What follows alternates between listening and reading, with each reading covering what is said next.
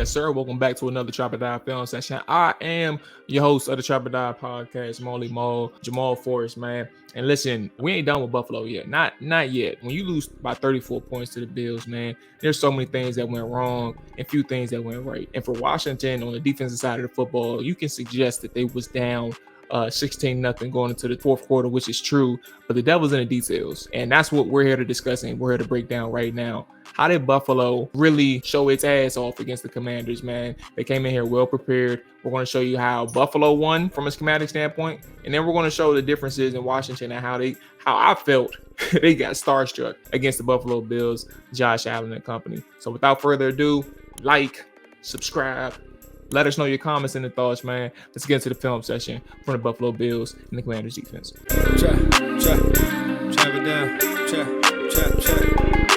Okay, so let's start with, I think this is the first third down of the game. And I think what's really important is going to show a couple of things here. We're going to do the first two third downs, right?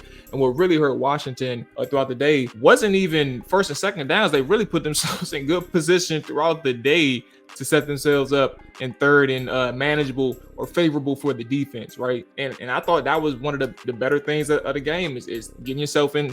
Like, think about it. The Buffalo Bills offense had 15 third downs throughout the day, 15 or 16. I think it's 15. So you're getting them in situations that you want them to get off the field. The issue is you're not getting off the field. You're not making plays. And for Washington on this play, we're going to show it and then we'll talk about it afterwards. But in this play, you kind of see immediately some of the things that stands out from a why did you do this standpoint, right?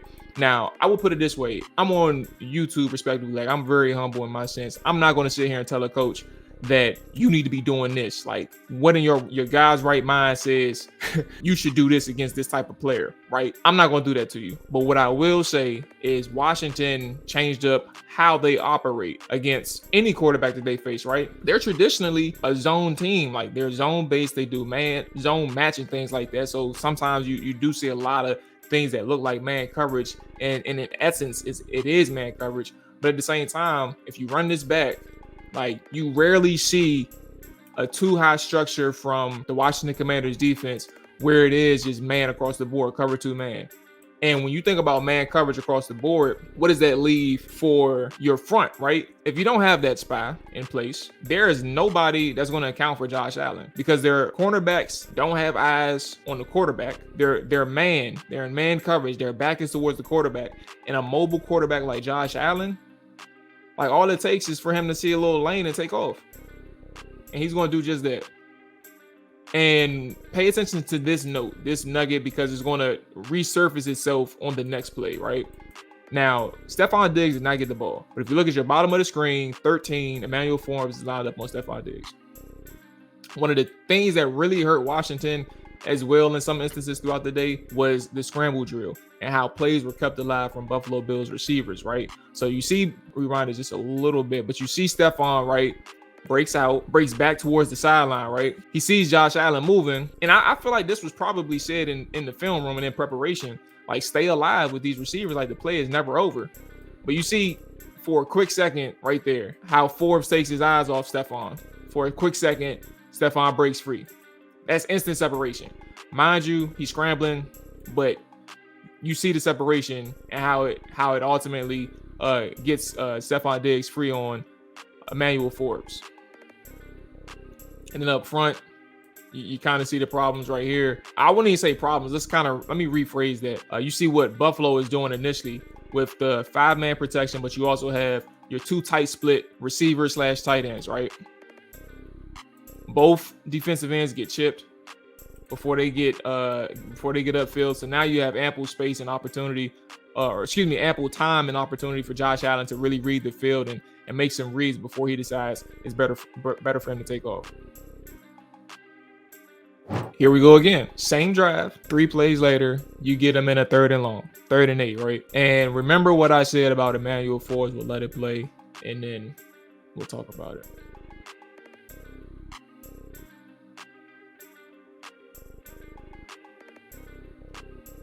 All right, so you see from a coverage end, we're going to start from the back end and we'll go up to a front, because it's not just Emmanuel Forbes that really And to be honest with you, if you think about it, Emmanuel Forbes was still on his man, but it's just like that split second thing that really creates separation. And Stephon Diggs is one of the best. Josh Allen is one of the best quarterbacks in the NFL. Their chemistry is by far one of the better type of chemistries in the NFL. So like they're going to connect on things like this, and they do this on second nature. Like it's so easy for them. So that split second decision where you see Emmanuel Forbes think the route is over or the play is over, he loses the leverage or basically he's in a trail position at that point. He's trying to play catch up. And you got Josh Allen with a good arm. He's going to get the ball out there for Stephon Diggs to run under it. Anyway, that's neither here or there in the essence of what happens up front.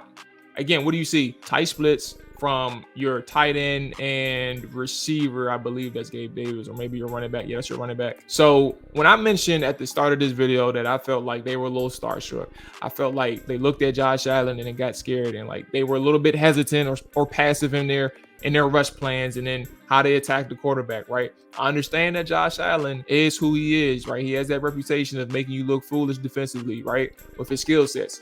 But you don't see Montez Sweat do anything like that traditionally, right? You don't see Montez Sweat in this moment chop your feet and then leave your feet. Montez Sweat is generally going to the quarterback and making a play. So that split second hesitation allows Josh Allen to break containment in the way in which he did. When if you just go full steam ahead and you try to make the sack / quarterback hit, you're probably not even looking at a 30-yard game. So that's another instance where like Josh Allen really put fear in the defense, and that set the tone early in the game. That's only the first drive. All right, here we go with the Gabe Davis touchdown. I want to let this run and then we'll circle back and talk about it. All right, so this time we're going to start with the front end, right? We have the Cinco package, right? You have Chase Young, Daron Payne, Jonathan Allen, John Ridgeway, Montez Sweat, right?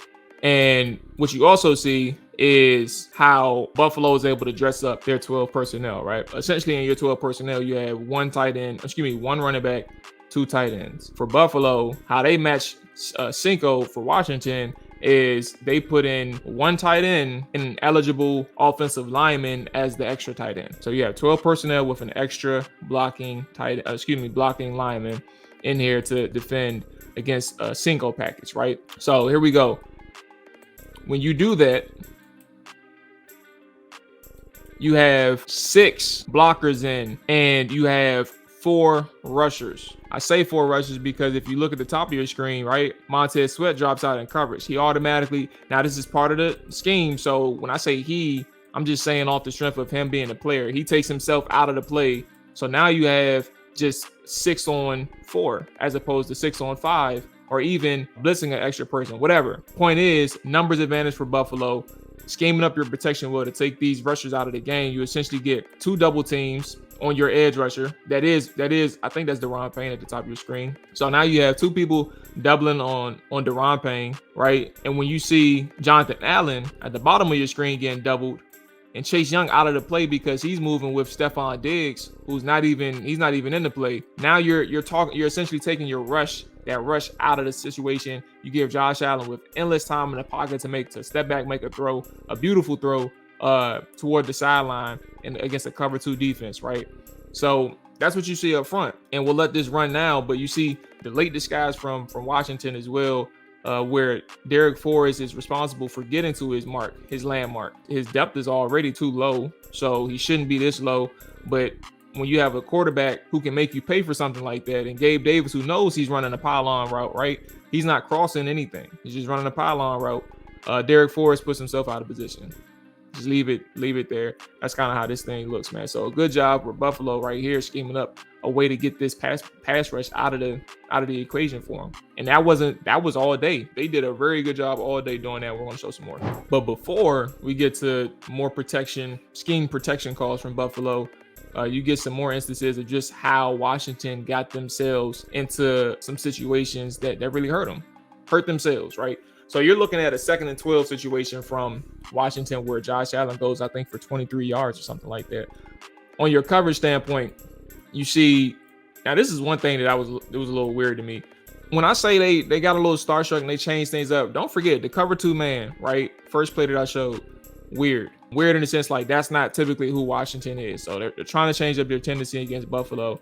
But now you're taking your best pass rusher out of the play, or one of your best pass rushers, interior pass rushers at that, out of the play, and Daron Payne, right? So he's out of cover. He's out in coverage when James Cook leaks out towards the sideline. So now you only have a 3-on-5 situation with your pass rushers. I don't know why Daron Payne is dropping back in anything.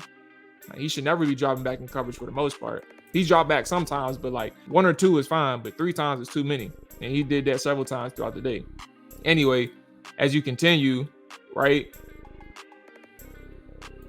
Now I don't know if this was a coordinated stunt between Allen and Chase Young, but it doesn't look like it's coordinated.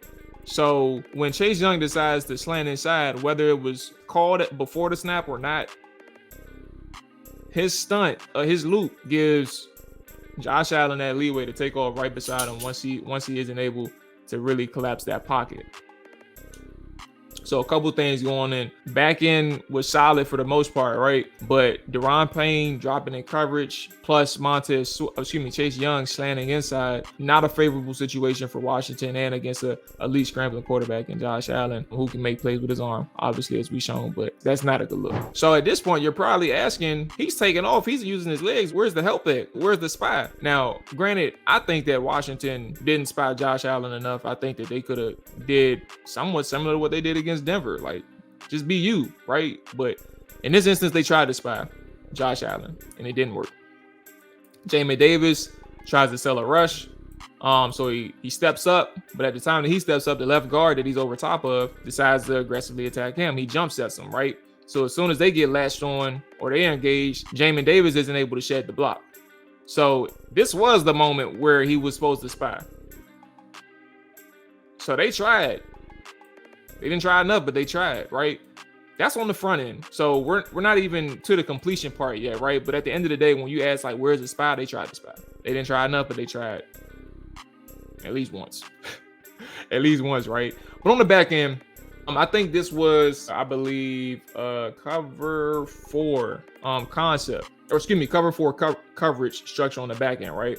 Quarters. And if you're looking at the bottom of your screen with somewhat of a tight split, somewhat of a stacked alignment between Stephon Diggs and whoever that other receiver is. I don't have the jersey number in front of me to say, but he's really running a corner route, Stephon Diggs is. But because Ben St. Juste, who's the slot corner right over top of that guy to the left of Diggs, ends up carrying that receiver. When your slot man is carrying that receiver, I'm not going to sit here and say who's at fault. I can't tell you, because like their match concepts or their match principles can make me look like a fool. I don't know what this is, but maybe Buffalo schemed this up because they know that Benjamin St. Juste, depending on the route that receiver that he's covering takes, he has to carry him.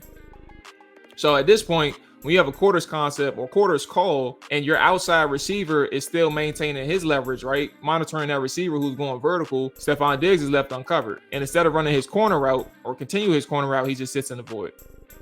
And this is one of those plays where you're looking at like, how is he so wide open on the TV version, right? But that's how it works. And Buffalo, from a schematic standpoint, was really prepared in how they addressed their defensive line, Washington's defensive line, and also how they attacked the coverage at times.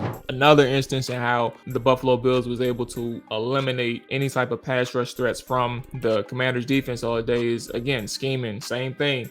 They did a good job throughout the day, like making usage of their 12 personnel and 22 personnel packages, right? And this is one of those instances. Now, Gabe Davis dropped the football, so fortunate break for Washington here, right?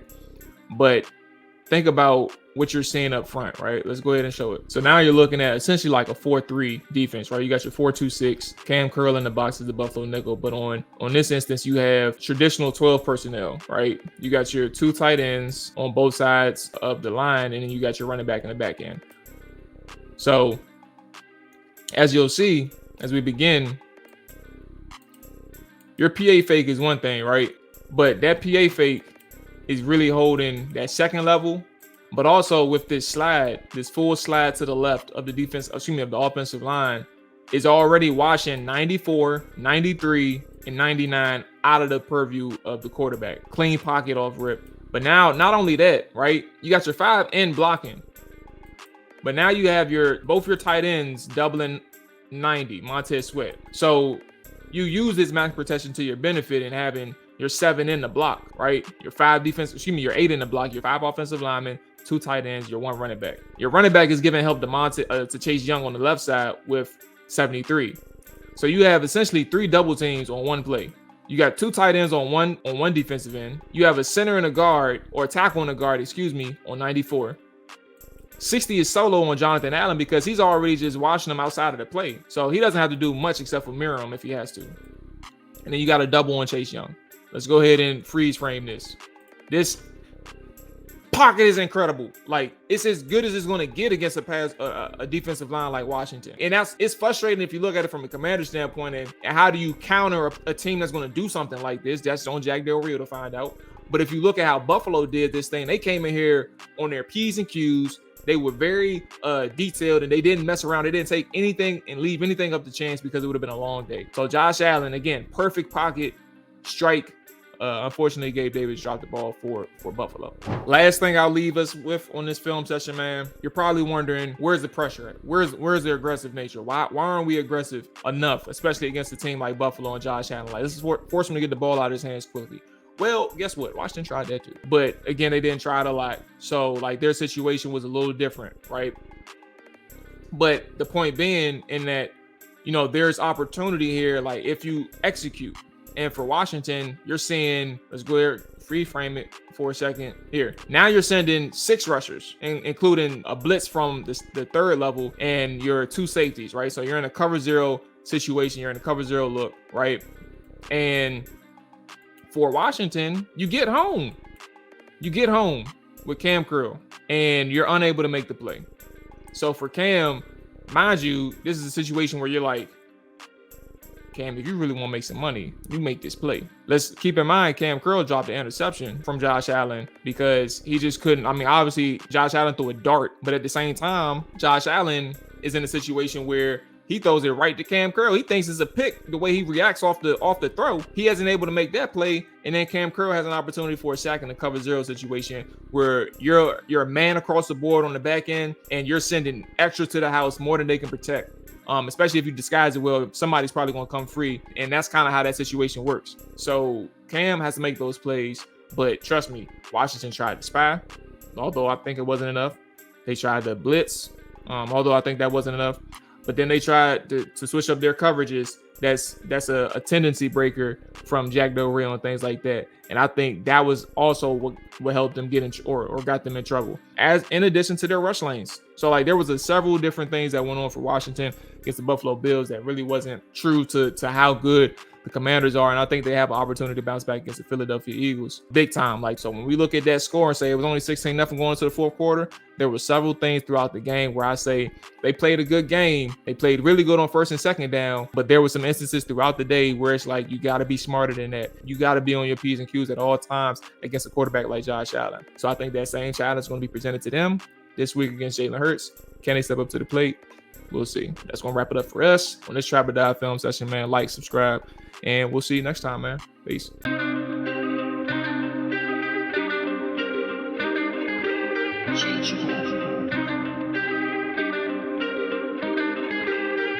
it down. Trap it down. Trap it down. You gon' trap it down. Trap it down.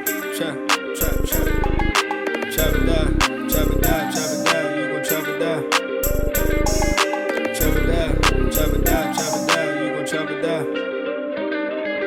Damn, set. Watch him throw the ball. Man. We gon' pick it off. You gon' let him hit the hole or you gon' cut it off. You gon' play through 4th and long or you gon' punt it off. Your defenders, heavy hitters, put your pads in. Don't be looking for the ref to throw no flags in. Keep the helmet on, keep the cleats tight. You the type to want to win by any means, right? You should look alive. This is Trap or Die.